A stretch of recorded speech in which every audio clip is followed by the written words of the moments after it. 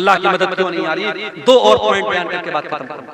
अल्लाह की मदद इसलिए भी नहीं आ रही, माफ करना अगर बुरा लगे तो, अल्लाह की मदद इसलिए भी नहीं आ रही क्योंकि हम हरामखोर हो गए। इसी बिहार की सरजमीन से मेरे पास फोन आया, सीमांचल से फोन आया, शेख साहब अगर हमारे इलाके में तकरीर करना तो जरा इस पर भी बोलना। ब्याजखोरी बढ़ रही है मुसलमानों में, ब्याज की रकम खाने का शौक बढ़ रहा है। किसी जमाने में लोग ब्याज मजबूरी में दे देते थे मगर लेते नहीं थे, मगर आज कितने मुसलमान हैं जो पैसे वाले हैं, तुझे 1 लाख रुपया चाहिए, चल दे देता हूं, लेकिन मुझे रिटर्न में 1,05,000 1,10,000 ब्याज खुल्ला खा रहा है मुसलमान। उस मुसलमान से कहो तू अपनी माँ के साथ ज़िना करेगा क्या? दोनों कान पकड़ लेगा। कैसी बात? माँ के साथ ज़िना करने की बात कोई सोच भी नहीं सकता। अरे अपनी माँ के साथ ज़िना करने से बड़ा गुनाह है सूद खाना, क्योंकि माँ के साथ ज़िना करने वाले के बारे में अल्लाह ने ये नहीं कहा कि जो अपनी माँ के साथ ज़िना करता है वो अल्लाह से जंग करता है, रसूल से जंग करता है। मगर ब्याजखोर के बारे में अल्लाह कुरान में कहता है फ़इल्लम तफ़अलू फ़अज़नु बिहर्बिन मिनल्लाहि व रसूलिही, ऐ ब्याज खाने वाले अगर तूने ब्याज खाना नहीं छोड़ा तो आ जा। है किसी में ताकत, है किसी की औकात, है किसी की हैसियत कि वो अल्लाह से जंग करे, वो रसूल से जंग करे? मेरे भाइयों, ब्याजखोरी बढ़ रही है। और दूसरी चीज मेरे नौजवानों, जुए की लत बढ़ रही है। आजकल नई नई कंपनियां आ रही है क्रिप्टो के नाम से, फला कंपनी में पैसा लगा दो, फला कंपनी में पैसा लगा दो। मुझे लोगों ने बताया हाफिज साहब भी लगा रहे हैं, इमाम साहब भी लगा रहे हैं, मौलवी साहब भी लगा रहे हैं, और कहते हैं मौलवी साहब की जायज है। कैसे जायज है भाई? कहते हैं बिजनेस हो रहा है। क्या बिजनेस हो रहा है? ये तो नहीं पता, लेकिन बिजनेस हो रहा है। कोई बिजनेस नहीं हो रहा है। ये जितनी कंपनियां आई हैं, मेटा फला फला फला और क्रिप्टो फला और फला फला, ये सब फ्रॉड है, धोखा है। लिख लो मेरी बात, आज 2024 में कह रहा हूं, 2025 तक कई कंपनियां भाग चुकी, सब फ्रॉड, सब इसकी टोपी उसके सर, उसकी टोपी उसके सर। शुरू में जो लोग जुड़ेंगे उनकी कमाई होगी, बाद में जो लोग जुड़ेंगे उनकी कमाई लेके भाग जाएंगे। कोई बिजनेस नहीं हो रहा। और एक बात सुन लो, अगर किसी बिजनेस में पैसा लगाते भी हो तो इतना सिंपल नहीं है। लोग अक्सर ये सवाल करते हैं, शेख साहब शेयर मार्केट में पैसा लगाना कैसा है? लगा सकते हो मगर कुछ शर्त है। अब मिसाल के तौर पर टाटा है, टाटा बहुत बड़ी कंपनी है, टाटा जो है गाड़ी भी बना रही है, टाटा फोन भी बना रही है, टाटा की अपनी टेलीकॉम कंपनी भी है, टाटा की अपनी जो है IT कंपनी भी, टाटा बहुत बड़ी कंपनी है। अब टाटा की किस कंपनी में आप शेयर लगा, आपका पैसा किस कंपनी में लगा है और वो कंपनी क्या काम करती है, ये देख लो। आप शेयर मार्केट में पैसा लगा सकते अगर वो जायज काम कर रहा है। आप किसी भी कंपनी में पैसा लगा दिए, वो कह रहा है भाई 1 लाख रुपया आप हमारी कंपनी में लगा दो, हम हर महीने आपको 10,000 रुपया देंगे। लोग को लगता है बड़ा आसान तरीका। अभी कुछ दिनों पहले हैदराबाद और मुंबई में एक बहुत बड़ी कंपनी, मैं नाम नहीं लूंगा, आप लोग सुने होंगे, जानते होंगे, उसमें मुसलमान नाम देखकर और उलमा का नाम देखकर लोगों ने पैसा लगाया, करोड़ों लोगों का पैसा डूब गया। कितने बंबई के हमारे जानने वाले उलमा का पैसा डूब गया। कितने लोगों ने अपने फ्लैट बेच दिए, घर बार बेच दिया कि जब बैठे बिठाए 50,000 रुपया मिल रहा है तो घर मकान को रखने की जरूरत, सब बेच दिया और करोड़ों रुपया उनका डूब गया। मेरे प्यारे साथियों, इस तरीके के धोखेबाजों से होशियार। आप अपने पैसे को हलाल जगह लगाओ, जायज जगह लगाओ, अल्लाह का नाम लेके लगाओ। बिजनेस है, कभी प्रॉफिट होगा कभी लॉस होगा, लेकिन अगर आपकी नीयत सही होगी अल्लाह जरूर बरकत देगा। और सहाबा में हमें करोड़पति सहाबा में मिलते हैं। याद रखो, पूरी अमानतदारी के साथ और पूरी बसीरत के साथ कह रहा हूं, पैसा कमाओ। हमें उलमा की भी जरूरत है, हमें पैसे वालों की भी जरूरत है। ये पैसे वाले न हो मदरसे नहीं चल सकते। हमें करोड़पतियों की भी जरूरत है। हमारी मस्जिदें, हमारे मदरसे, हमारे दीन के काम कैसे चलेंगे? करोड़पति बनो, हलाल तरीके से बनो मेरे भाई, हराम तरीके से पैसा मत कमाओ।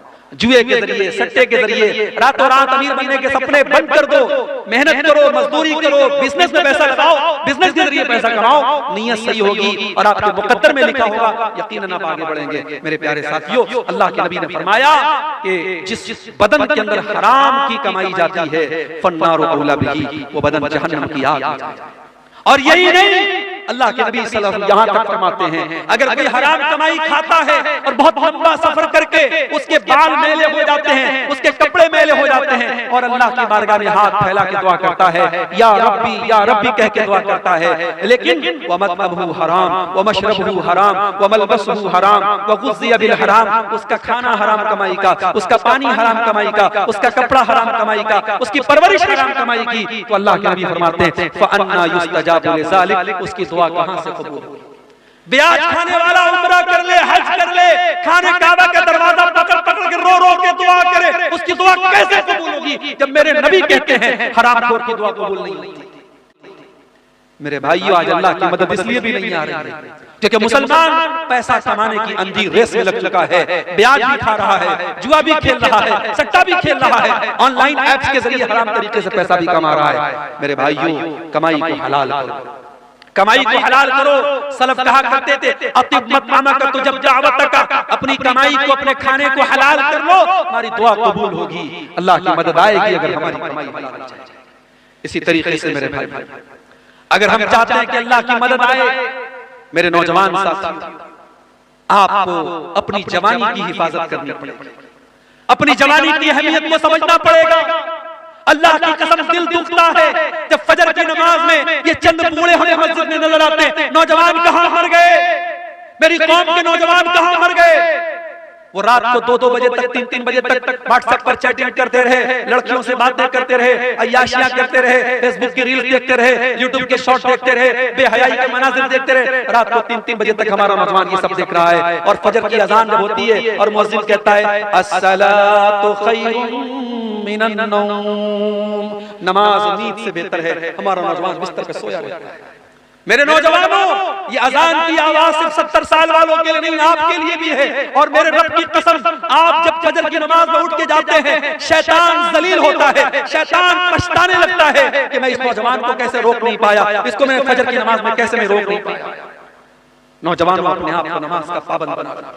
और बाद नौजवान मुझसे पूछते हैं, मेरे पास व्हाट्सएप पर मैसेज भी आता है, शेख साहब गंदी आदत में पड़ गया, गंदे वीडियोस देखने की आदत हो गई, लड़कियों से चैटिंग करने की आदत हो गई, हराम काम की आदत पड़ गई। शेख साहब को ये इलाज बता दीजिए, कोई तरीका बता दीजिए। आओ तरीका बताता हूं कुरान की रोशनी में। गंदी आदतों से बचना है, बुरी आदतों से बचना है, अय्याशी से बचना है, मोबाइल के गलत इस्तेमाल से बचना है। एक नुस्खा बताता हूं, नोट कर लो मेरे भाई।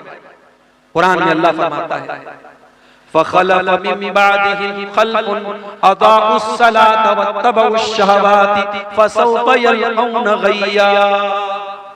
अल्लाह कुरान के 16वें पारे में फरमा रहा है कि जो लोग नमाज नहीं पढ़ते हैं, जो लोग नमाज की पाबंदी नहीं करते हैं, वही लोग ख्वाहिशात की पैरवी करते हैं, वही लोग शहवतों की पैरवी करते हैं और वही लोग जहन्नम में जाएंगे। इसका उल्टा ये मतलब निकला कि जो नमाज की पाबंदी करेगा, जो 5 टाइम की नमाज हर हाल में पढ़ेगा, वो ख्वाहिशात की पाबंदी से बचेगा, वो गलत शहवतों से बचेगा, वो औरत के फितने से बचेगा। वो जिसको ये रात में फिक्र होगी मुझे सुबह फजर की नमाज जमात के साथ पढ़नी है, वो रात में कोई गंदा काम करने के पहले 1000 बार सोचेगा, वो मोबाइल पर कोई गंदी चीज देखने के पहले 1000 बार सोचेगा कि यार मैं नमाजी आदमी हूं, ये चीज मुझे सूट नहीं करती है, वो बंद कर देगा, वो नहीं।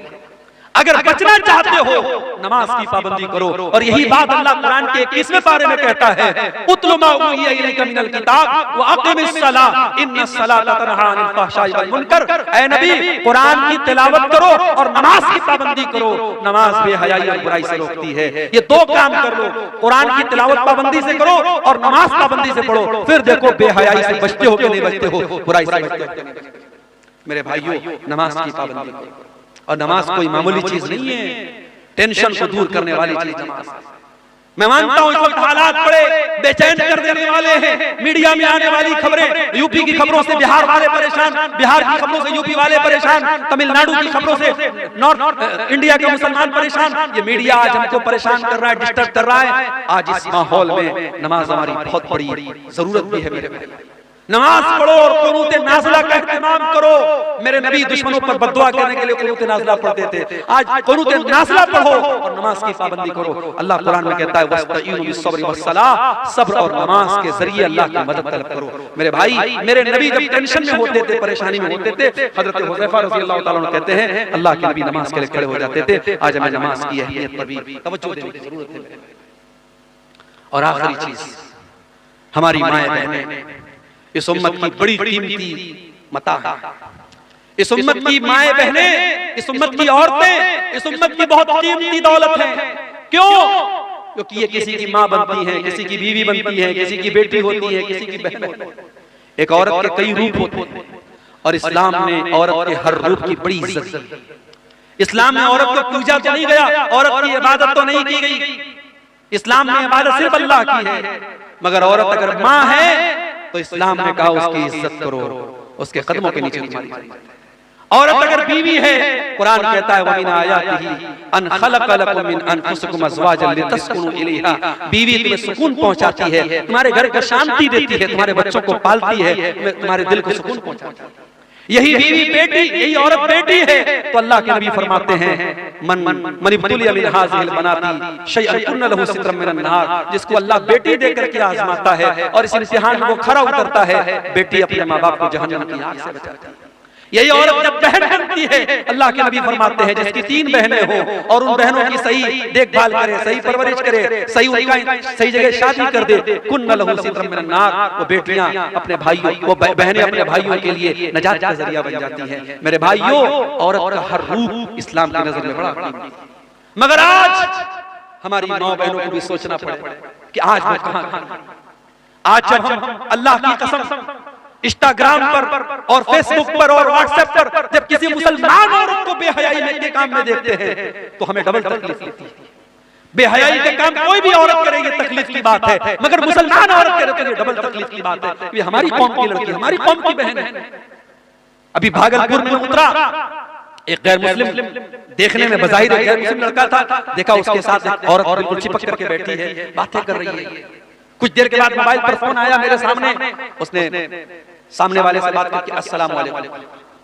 कपड़े से नहीं लगा मुसलमान है, उसके चेहरे पर जो स्कार बना हुआ था उससे नहीं लगा मुसलमान है, लेकिन जब फोन पर उसने अस्सलाम वालेकुम कहा, मुझे पता लग गया मुसलमान है। मुझे बड़ी तकलीफ हुई ये मुसलमान लड़की किसी गैर मुस्लिम लड़के के साथ इस तरीके से ऑटो पे टोटो पे बैठ कर क्या कर रही है। ये हालात आज हमारे कौम के। मेरी माँ और बहनों, आज आपको अपनी जिम्मेदारी समझना पड़ेगा। आज आपको बेहयाई और बेगैरती के इस तूफान का मुकाबला करना है, उसका शिकार नहीं बनना। औरत बड़ी कीमती चीज भी है और शैतान का बहुत बड़ा हथियार भी है।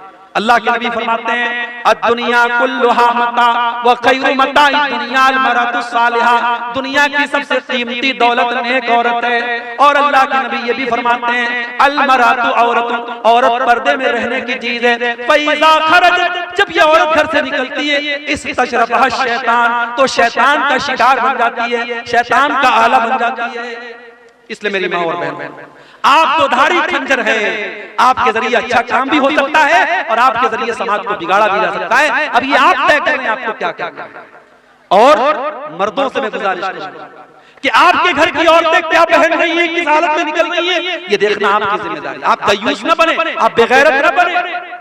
जिस भाई की बहन बेपर्दा निकले, जिस बाप की बेटी बेपर्दा निकले, जिस शौहर की बीवी बेपर्दा निकले, वो दयूस है, वो बेगैरत है। और मेरे नबी ने फरमाया 3 लोग क़यामत के दिन ऐसे होंगे, अल्लाह ताला उनकी तरफ देखेगा भी नहीं। उन 3 लोगों में एक कोई इंसान भी होगा, अद्दयूस अल्लज़ी युक़िरु फ़ी अहलिही अल-ख़ुबूस, वो बेगैरत आदमी जिसके घर में बेगैरती का काम हो रहा हो और उसको कोई फर्क न पड़ रहा हो। मेरे भाइयों, बेगैरती अल्लाह को पसंद है, अल्लाह गैरत वाला है, अल्लाह को बेगैरत लोग पसंद नहीं। इसलिए अपने घरों में गैरत का माहौल पैदा, अपने घर में ये बताओ, फर्क बताओ अपनी जवान बेटियों, ये खाला का लड़का है, ये मामू का लड़का है, ये चाचा का लड़का है, ये गैर महरम है, किसी को अलाउ मत करो। व्हाट्सएप पर किसी का सलाम आया, अपनी बहनों से कहना चाहता हूं खबरदार किसी अजनबी को लिफ्ट मत कराओ।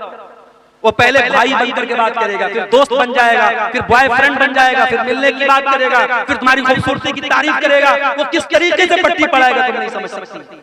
इसलिए खबरदार, होशियार, ये फेसबुक, ये व्हाट्सएप, ये चैटिंग के जितने रास्ते हैं ये ज़िनाकारी और बदकारी की तरफ लेके जाते हैं। मुसलमान लड़की अगर मोबाइल इस्तेमाल करती है बहुत होशियार है, किसी को अपने पर्सनल इनबॉक्स में आने की इजाजत नहीं। कोई नए नंबर से कोई भी अजनबी आपको मैसेज करने की कोशिश करे, तुरंत ब्लॉक ऑप्शन करो, ब्लॉक।